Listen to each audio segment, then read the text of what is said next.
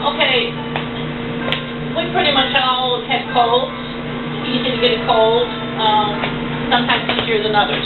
It's not easy. Let me take that back. It's not easy for everybody to get a cold. It's not easy for me to get a cold.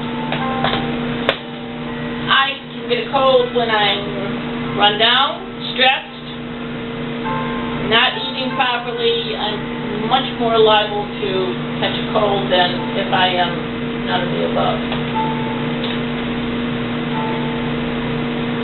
Alright, colds and flu are caused by viruses. Viruses cannot be killed with antibiotics. And I don't know if everyone's aware of that. I know people who have viruses who go to the doctor and get antibiotics. And number one, it's not going to do any good. And number two, it's going to do a lot of damage, as we'll see in a little while.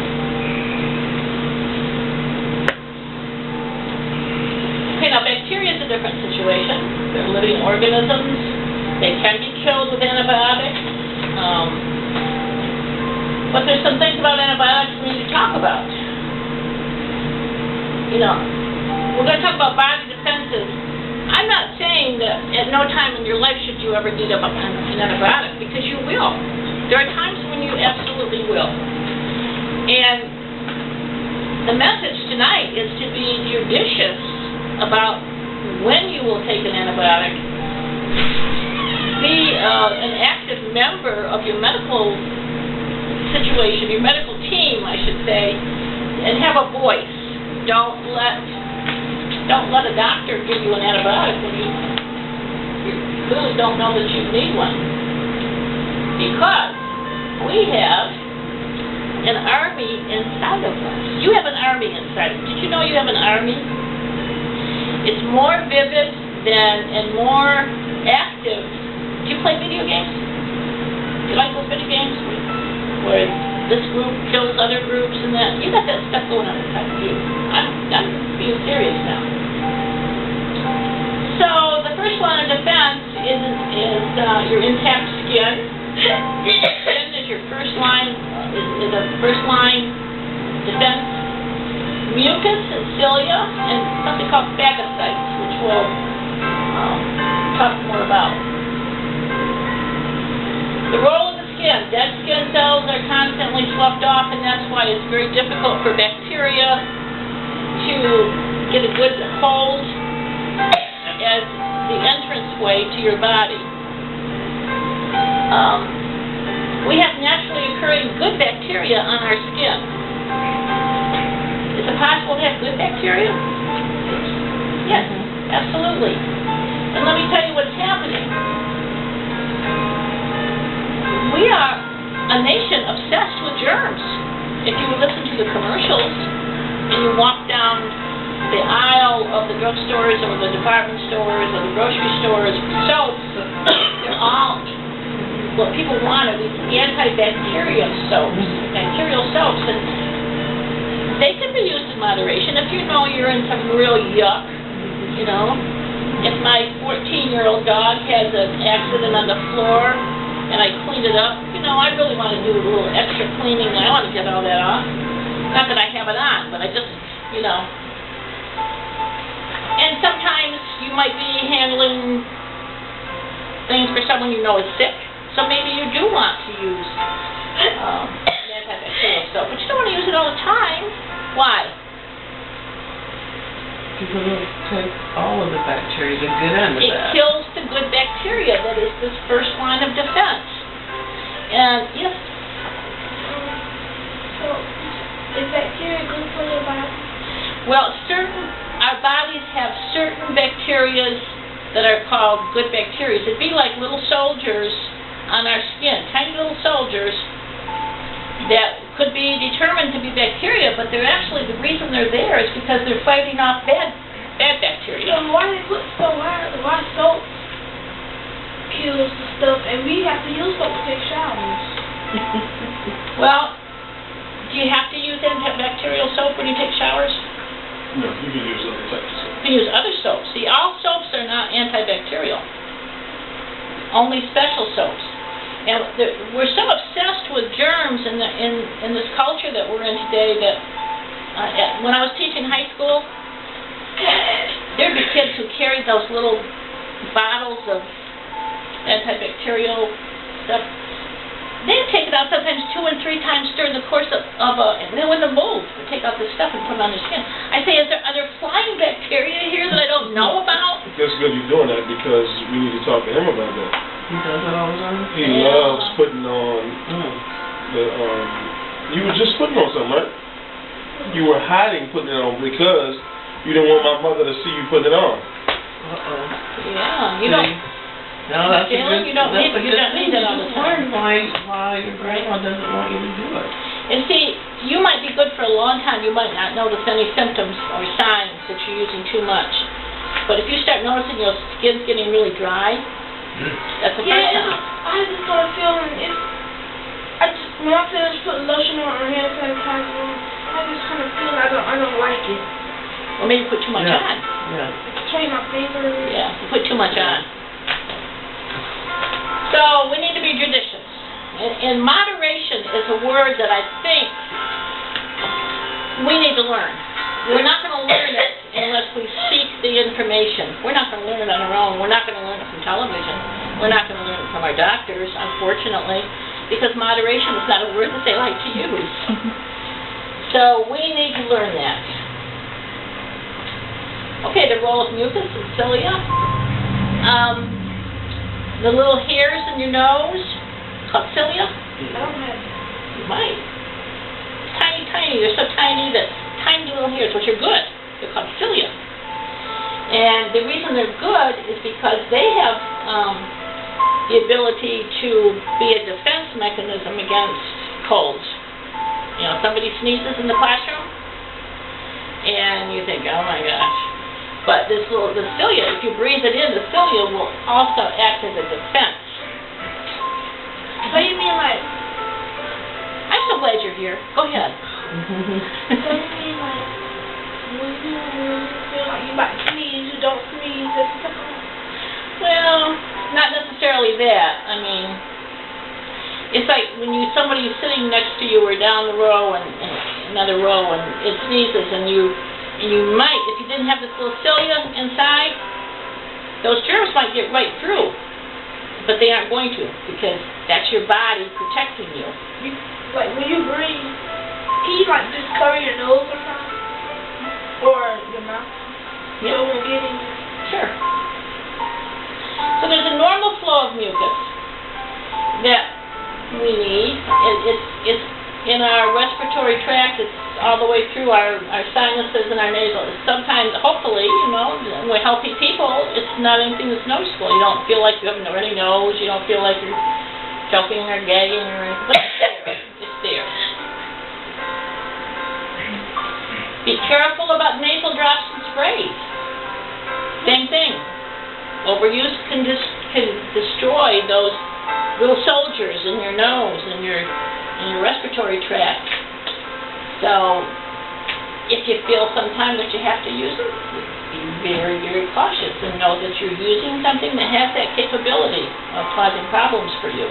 Nasal spray is for your nose, right? Don't you? It's for your whole respiratory tract. Mm-hmm. Yeah, but why you don't need it? Like, I look at the stuff that most of it has, I'm like, I just read the word it's made, and I was like, whoever that's with me at the store, I like, look at that, look at this, because maybe it can help. Well, I think what I'm hoping that you'll get from this talk tonight, Jalen, is that maybe you don't need all this outside help. Maybe you've got what you need, everything you need inside of you. And at times, everyone's going to get sick. At some point, there isn't always going to be on top of it. So the phagocytes, several types of white blood cells, okay, including macrophages and neutrophils. I'm not real good on some of these pronunciations. You're better at it. That's good. They seek to destroy the invaders. This is what I'm talking about, like a video game. These phagocytes, Jalen, They actually are looking for intruders, bacteria that might harm you. So they're swimming around and they're looking for them.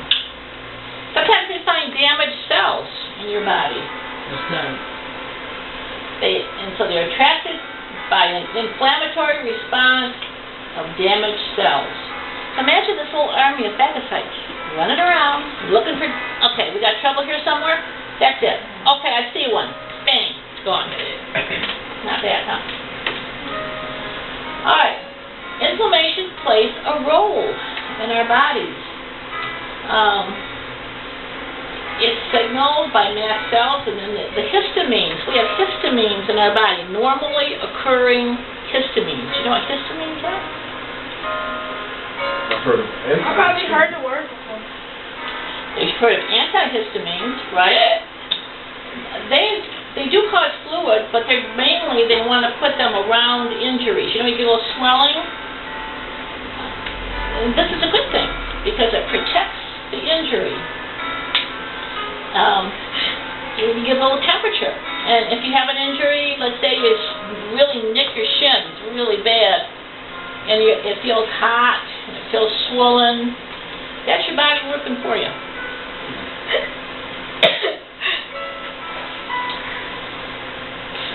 If fevers aren't really high, sometimes they're just really good signs. We don't want high fevers. High fevers can be damaging. High fevers can, it gets up to be 102, 103. You know, we don't want that.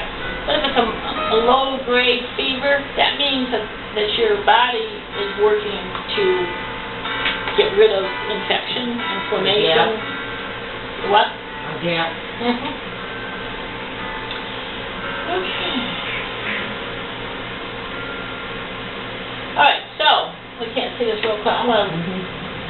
Here's something that went into the skin, the sliver. The wounded cells release chemicals that stimulate mast cells. Mast cells release histamines. Histamines increase capillary blood flow and permeability. That's when it gets swollen, it's a little red. That's the blood flow is rushing there to make it better. Yeah. What part of the body? Where is that part of the body? Well, it could be anywhere. It could be you got a sliver in your finger. It could be you stepped on something. But just to know that you have these mast cells coming up there to take care of it, wherever it is. Okay, so fever can be caused by toxins, by the release of histamines, by damaged cells, your own body's accumulated toxins. And if you just are running a low-grade fever, when I was a kid, my grandmother had the answer to low-grade fevers. It was cod liver oil.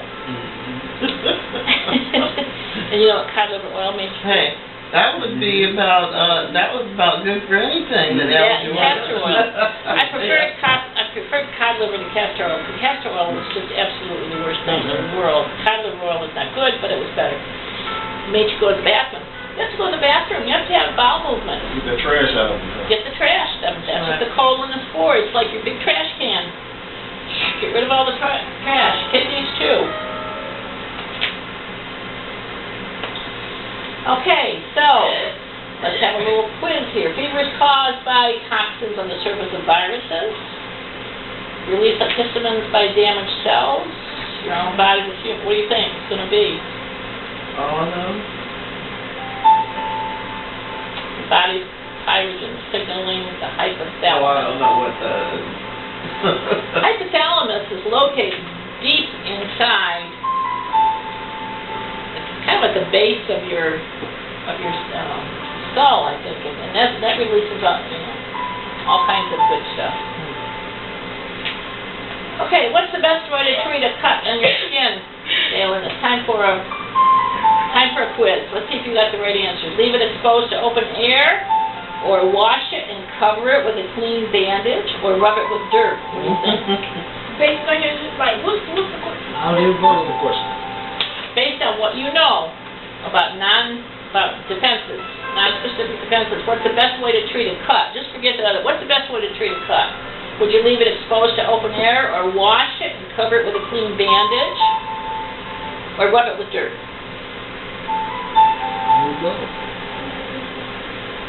Yes. Good answer. Great. Yeah. Yep. That's the right answer. All right. We also have specific defenses, are those that give us immunity to certain diseases.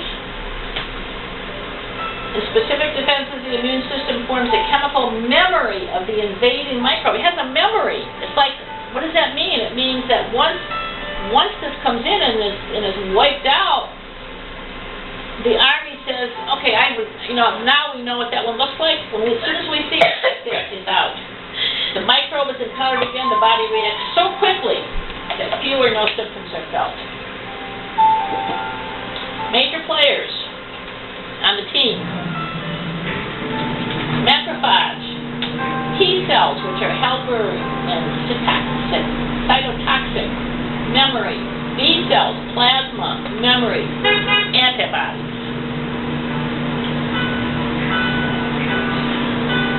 Here's some vocabulary. An antibody is a protein produced by the human immune system to tag and destroy invasive microbes. An antibiotic is different than an antibody. These are various chemicals produced by certain soil microbes that are toxic to many bacteria. Some we use as medicines. And an antigen, any protein that our immune system uses to recognize self versus not self. You know what that means? Our cells are supposed to all have a certain identification badge. It's kind of like having a passport. Good cells carry their own papers, and they've got a right to be there. Some cells are damaged or invasive, and they don't have the right badge. And if they don't have the right badge, they're out. They're done. So get them. Why is there so much difference? Because some antibiotics are like medicines, right? An antibiotic, sometimes you've probably taken an antibiotic. So they take the medicine, and then... Here's antibodies. Assembled out of protein chains. There are many different chains that the immune system assembles in the different areas, different antibodies. So that's kind of what they look like. On the game, right? That's your video game. They can be receptors attached to B cells, serve to recognize foreign antigens. I just think this is fascinating. We've got these things running around our body all the time, looking for bad guys that don't belong there, and when soon as they find them, they're gone. Free antibodies combine to antigens, which tag the antigen from the immune system to attack and destroy.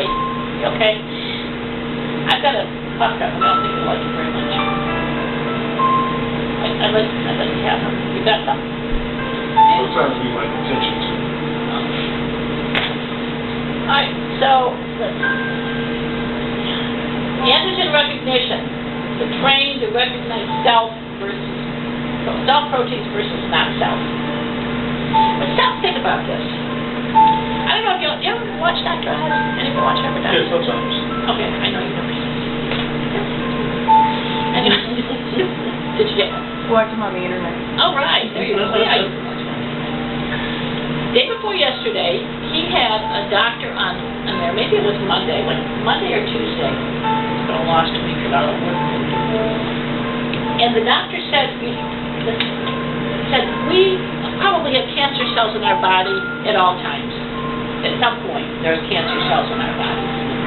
What they are, they're just Hereditary. abnormal cells. And our body takes care of them. These T cells launch an immune response. And so there are things that we can do to help ourselves against cancer and some of these diseases. And I'm not sure the medical profession is telling us that. So this is why we have to become educated. You can boost your killer T cells to help prevent cancer. Yeah. And to kill any cancer that's there.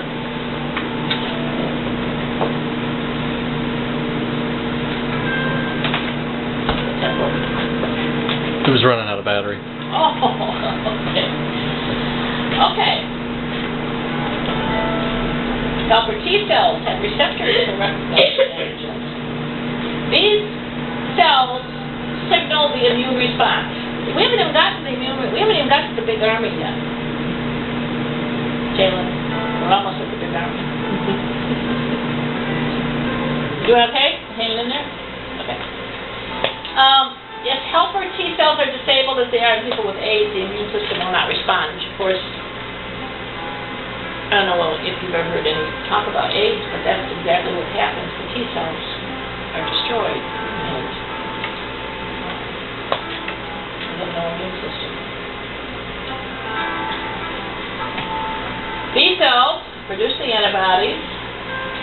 Differentiate into either plasma cells or memory B cells. Memory cells retain the memory of the invader, remain ready to divide rapidly if an invasion occurs again. See, this is what I don't understand about the medical profession. I'm not a doctor. I make this really clear. I am not a doctor. So maybe if I had 8 years of medical school, I know that I'd know. But let's just take, for instance, mammograms with looking for, we're talking about milligrams, little items that might be this little. That, you've got breast cancer. You're going to have surgery, and you're going to have radiation and chemotherapy. And do you understand what I'm saying? When you look at this and say, hey, what about my own T cells and B cells and white blood cells? Well, why do I need all that? Okay, this is really technical, and it just talks about all these. We don't need to look at this that much. We are medical. Antibodies released into the bloodstream will bind to the antigens that they are specified for. They will disable some, cause them to stick together. They tag microbes, quickly recognized by various white blood cells. Now we're getting into it. The killer T cells. Killer. Some T cells become cytotoxic or killer. These seek out and destroy the antigens. Some can recognize and destroy cancer cells. And this is very technical. I don't feel qualified to. I thought it was interesting that I feel qualified. Calling a halt. When the invader is destroyed, the helper T cells calls a halt to the immune response. Memory T cells are formed, which can quickly divide. In other words, they can recede. They've won. They call a halt. They've won. Army recede. Go back. You've won the battle. All right, now when it comes to human assistance, there's some things that, sometimes we all are going to need some human assistance. Our bodies, this great army might.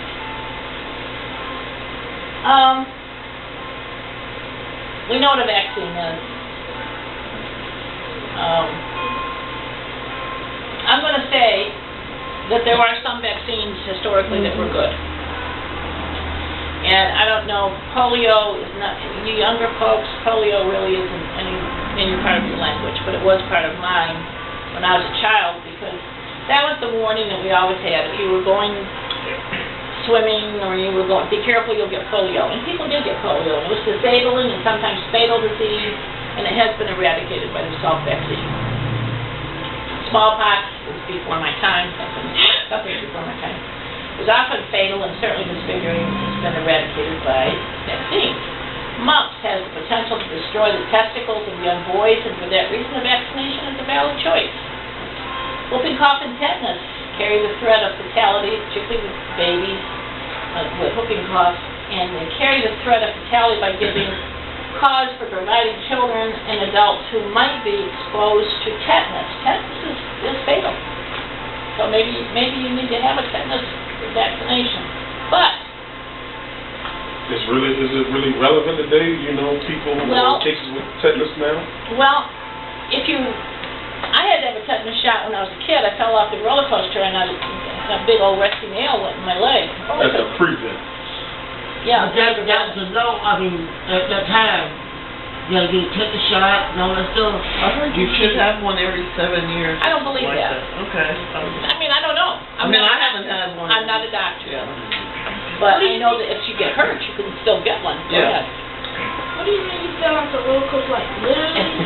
I literally did. I was a dumb kid, 11 years old, and we lived near an amusement park, and it was an old, even a rickety old roller coaster. So you were adventurous. Oh, girl. very.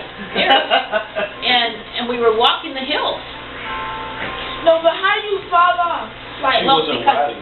There was I was walking it, and the railing, it was so old, the railing was rickety, and we went out, it was like a rainy day, slick, so, real smart, right? So, I went to grab the railing, and the railing went, and I fell about 11 feet. I fell about 11 feet. I don't know if you mean like you was on the roller coaster was moving. No. It was even pretty condensed.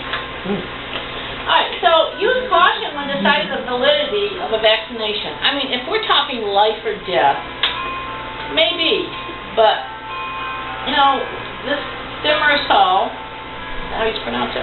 Thimerosal is used as a preservative. I know you can't see that very clearly. It's approximately 50% mercury by weight. It's been one of the most widely used preservatives in vaccines. It is metabolized or degraded to ethyl mercury and whatever that is. Can I ask you a question? Yeah. The last time I went to the doctor, she told me that, she said you need to have a vaccination for shingles and some other thing. Take a shot. No, it wasn't tetanus. It was, Maybe pneumonia. My sister's yeah, had. pneumonia. My sister's Yeah, had. she said because of my age, I need to have that. But she gave me the papers to take to a hospital, but I haven't been.